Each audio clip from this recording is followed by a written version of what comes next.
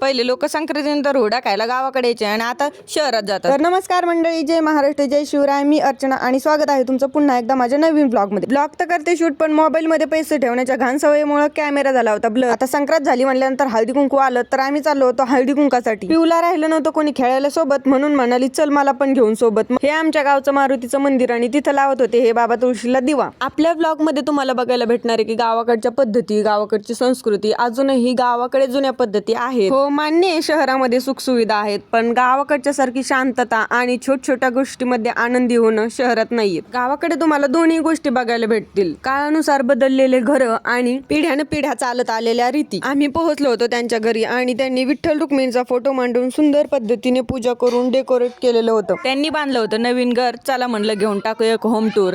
तर त्या इकडे बनवत होत्या चहा आणि तोपर्यंत मी त्यांचं घर बघितलं. त्यानंतर आम्ही चहा घेतली आणि इकडे चालू होत्या गप्पा. नंतर हळदी कुंकू घेतला आणि त्यांनी वाण दिलं. अलीकडून पिऊ एवढ्या उत्सुकतेने बघत होती, पण तिच्या काही कामीचं नव्हतं ते. आधीच आम्हाला जायला उशीर झाला होता, म्हणून येताना पारा अंधार पडला होता आणि दुसऱ्या दिवशी पण हळदी कुंकाला जायचं होतं. तर असं बऱ्याच जागेवर गेले, पण प्रत्येक जागेवरचं शूट करता येत नाही. तर जर तुम्हाला हा ब्लॉग आवडला असेल तर लाईक करून शेअर करा. कसा वाटला हे कमेंट मध्ये सांगा. हे शेवटचं आणि महत्वाचं, गावाकडच्या पण माणसाला फॉलो करत जा, तेवढं 1 सेकंद लागतो. करा लवकर फॉलो. पुढचा पण ब्लॉग येतोय. तोपर्यंत रामकृष्ण हरी.